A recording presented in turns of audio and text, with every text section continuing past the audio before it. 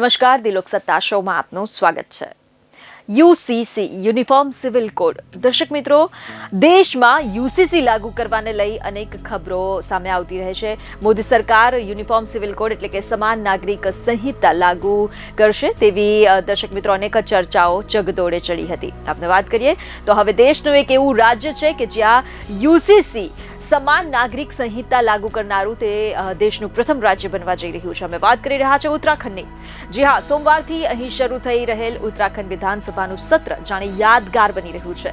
રાજ્યમાં uniform civil code લાગુ કરવાને ધ્યાનમાં રાખીને આપણે વાત કરીએ તો સરકાર અને લગતું જે બિલ છે તે રજૂ કરશે. દેશમાં પ્રથમ વખત થતું હશે દર્શક મિત્ર આવું કંઈક તેવું કહી શકાય, જ્યારે આ પ્રકારનું બિલ કોઈ પણ રાજ્યની વિધાનસભામાં રજૂ કરવામાં આવશે. આ સિવાય રાજ્ય નિર્માણ આંદોલનકારીઓ અને તેમના આશ્રિતો માટે સરકારી સેવાઓમાં આડા આરક્ષણ માટેનું બિલ પણ ગૃહમાં પસાર કરી શકે છે તેવી પણ શક્યતાઓ છે.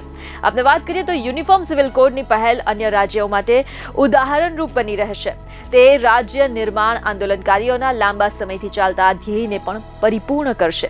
જોકે ગયા વર્ષે સપ્ટેમ્બરમાં યોજાયેલ વિધાનસભાના ચોમાસુ સત્રની મુદ્દત લંબાવવાના કારણે હવે તેને લંબાવવામાં આવી છે, પરંતુ સત્રમાં સમાન નાગરિક સંહિતા જેવા મહત્વના વિષયોનો સમાવેશ થવાના કારણે તે વિશેષ બની ગયું છે. એટલા માટે તેને વિશેષ સત્ર પણ કહેવામાં આવી રહ્યું છે. યુનિફોર્મ સિવિલ કોડ અંગે વાત કરીએ તો નિષ્ણાંત સમિતિએ તેનો ડ્રાફ્ટ સરકારને સુપરત કર્યો છે અને કેબિનેટે તેને મંજૂરી પણ આપી દીધી છે. સરકારે પોતાનો ઈરાદો વ્યક્ત કર્યો છે કે તે વિધાનસભાના આ સત્રમાં ગૃહમાં સમાન નાગરિક સંહિતા સંબંધિત બિલ રજૂ કરશે. ગૃહમાં uniform civil code bill pass થવું એ પોતાનામાં એક ઐતિહાસિક ક્ષણ હશે તેમ કહી શકાય. દર્શક મિત્રો, એવી અપેક્ષા રાખવામાં આવી રહી છે કે ગૃહ સાર્થક ચર્ચા પછી તેને પસાર કરશે. ગૃહની મંજૂરી મળ્યા બાદ અને બાદમાં રાજભવન તરફથી લીલી ઝંડી મળ્યા બાદ ઉત્તરાખંડ એ દેશનું પ્રથમ એવું રાજ્ય બની જશે દર્શક મિત્રો કે જ્યાં આ કાયદો યુસીસી યુનિફોર્મ સિવિલ કોડ કાયદો લાગુ કરવામાં આવશે. એટલે કે રાજ્યમાં દરેક માટે સમાન કાયદા હશે. સરકારની આ પહેલ અન્ય રાજ્યો માટે એક ઉદાહરણ રૂપ સાબિત થઈ શકે છે, ઉદાહરણ રૂપ બનશે તેમ કહી શકાય, અને તેઓ પણ તેમના રાજ્યમાં આવી પહેલ કરવા માટે પ્રેરિત અને પ્રોત્સાહિત થશે. આ ઉપરાંત આ સત્ર રાજ્ય નિર્માણ આંદોલનકારીઓ અને તેમના આશ્રિતો માટે રાજ્ય સેવાઓમાં આડા આરક્ષણના સંદર્ભમાં પણ ઓછું મહત્વનું નથી.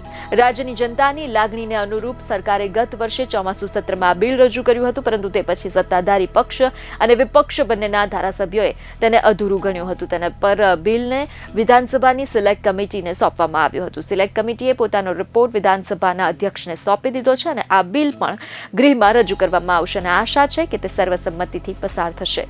હવે દર્શક મિત્રો, વિધાનસભામાં પણ એક નવો દાખલો બેસાડાશે તેમ કહી શકાય.